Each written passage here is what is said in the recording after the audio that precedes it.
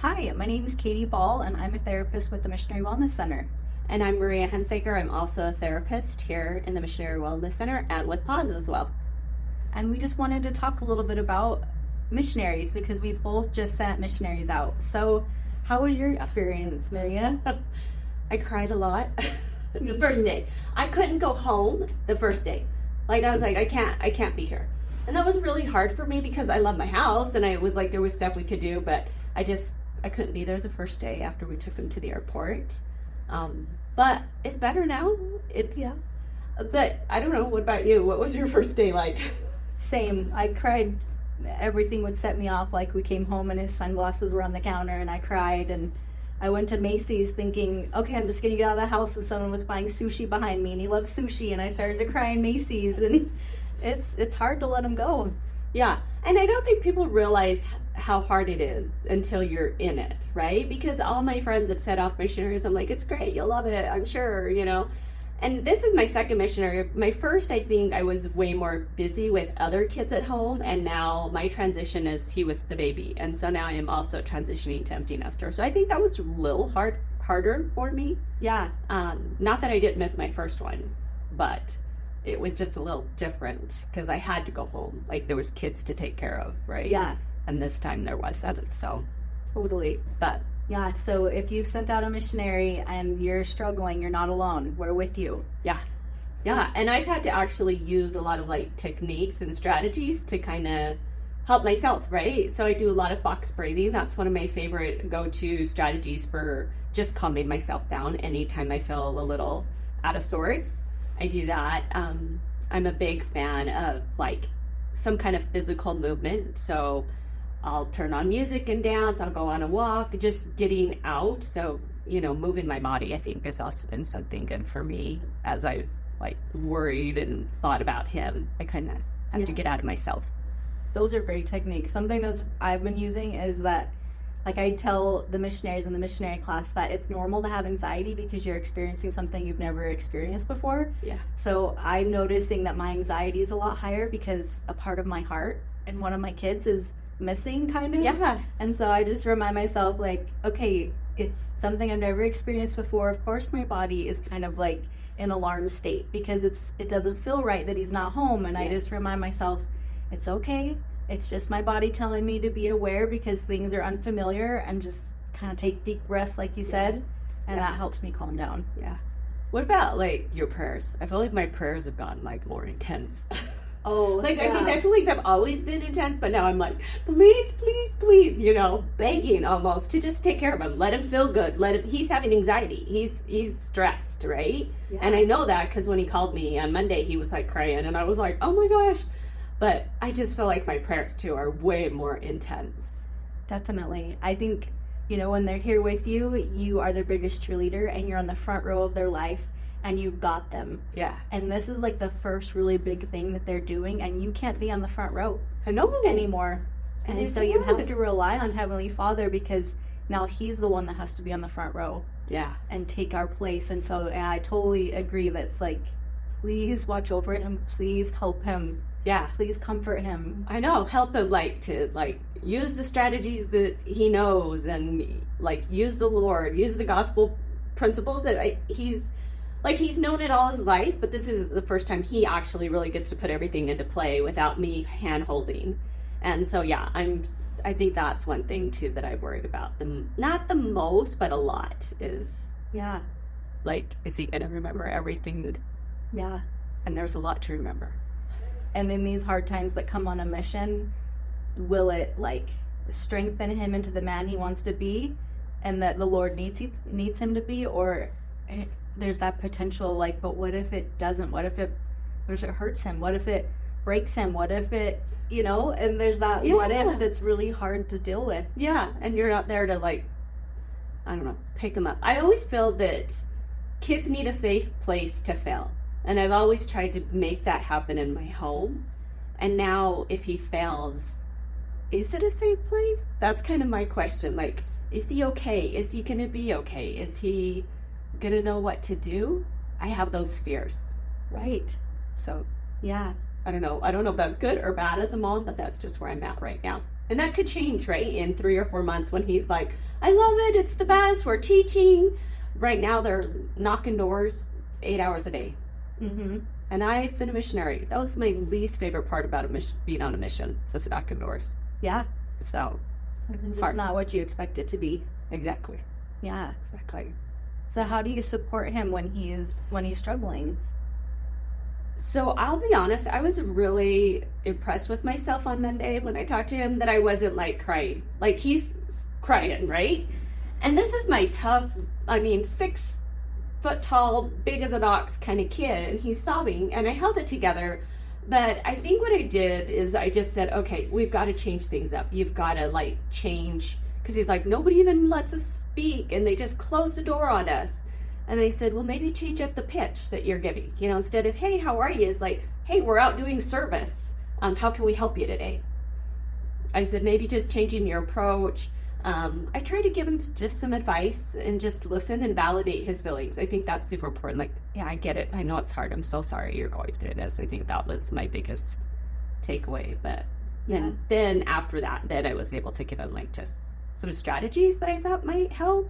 Having served, I feel like I have a little more insight. But yeah, that was 20 some odd years ago. So it could be totally different. I could be given bad intel. I don't know. No, I think that that's good, and validating them is good. I think that for me, it's just remembering to trust them and to trust Heavenly Father. Like I have that instinct to want to jump in and like meddle too much. And I have to hold myself back and validate him, and then just say like, I trust that you got this. I know that you're strong. You got this, and just kind of trust that he can run with it, but I'm here to support him. Right. And that's hard to step back. I know. It is.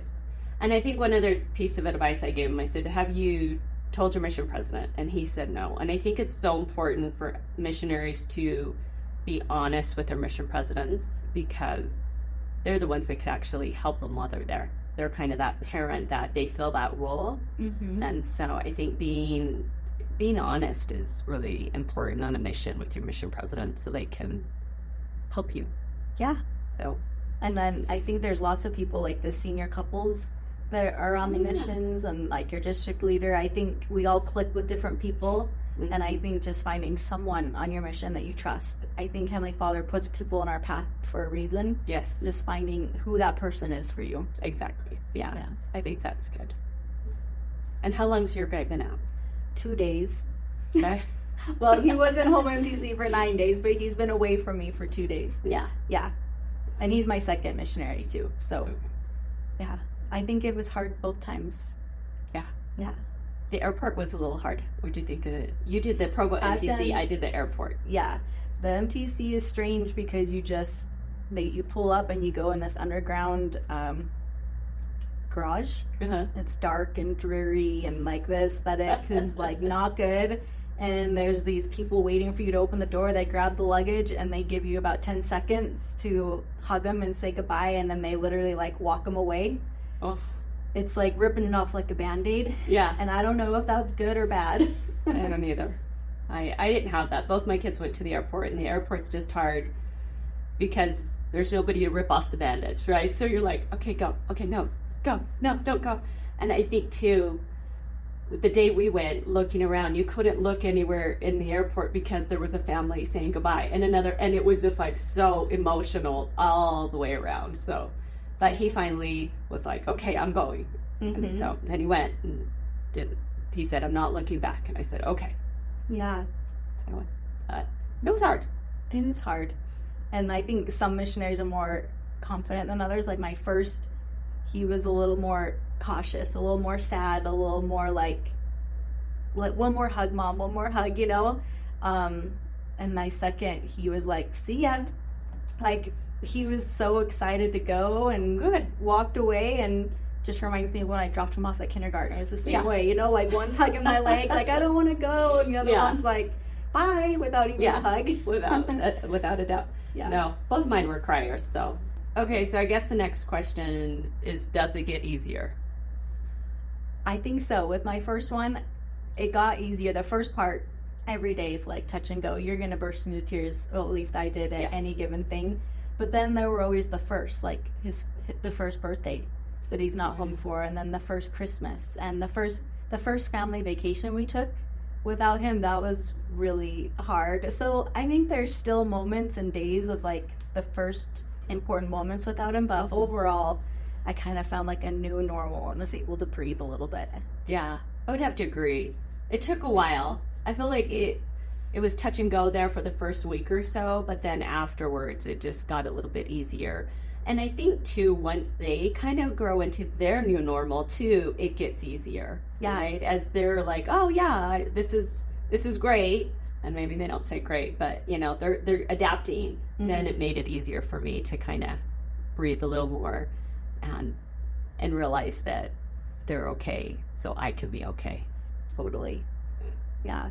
And I think one thing that I love about Pause is that, and the Missionary Wellness Center, is that those of us who work here, we're like in it. We have missionaries, or we've had missionaries that just came home, and you know, we're living it. Yeah.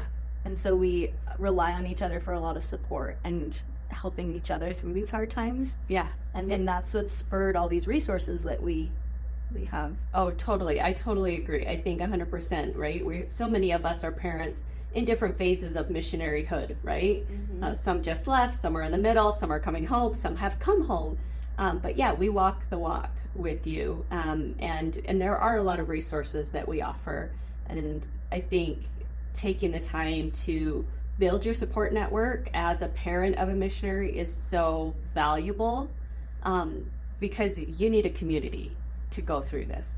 Yeah. And resources that it's the first time sometimes you've ever done this, and so right, you know what to do. Yeah. So some of the things we've started is that we have on our website, we have a question answer, so parents can ask a question about how to support their missionary or how to navigate difficult situations, and a therapist will answer them. Mm-hmm. And then we also have like tips and things that we're posting on Instagram. So if people follow us on Instagram or Facebook, weekly they can get updates and tips and tricks on how to navigate this difficult time. Yeah. And I think our podcast offers a lot of good information too. So typically our podcast is done with you and Eric Stoffer, who is a church education leader. And those are really good and helpful. Lots of good techniques to then help your missionary, like when they're struggling, right? So like my missionary was this last week, so I was able to use some of the tips I learned from you on that podcast as well to help him. So yeah, take advantage of the podcast. And these are all free resources. Yes.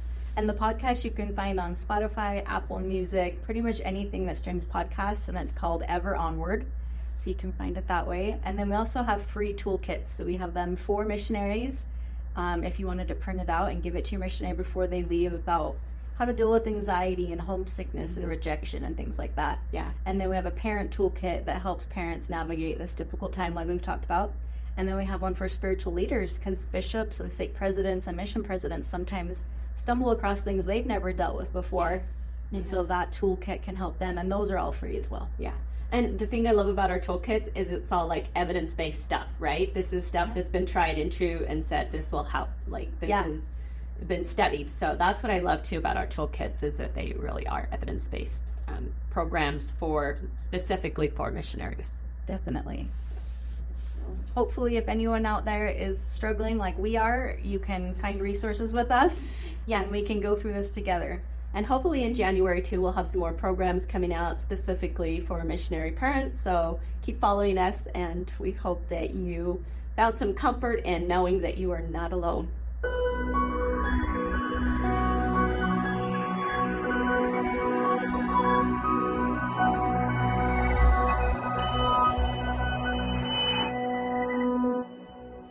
Thank you for listening to this week's episode. As a nonprofit organization, we are able to provide this information for free through donations and generous support to our cause. So if you would like to learn more or would like to get involved, please visit our website, missionarywellnesscenter.org. We'll catch you next week.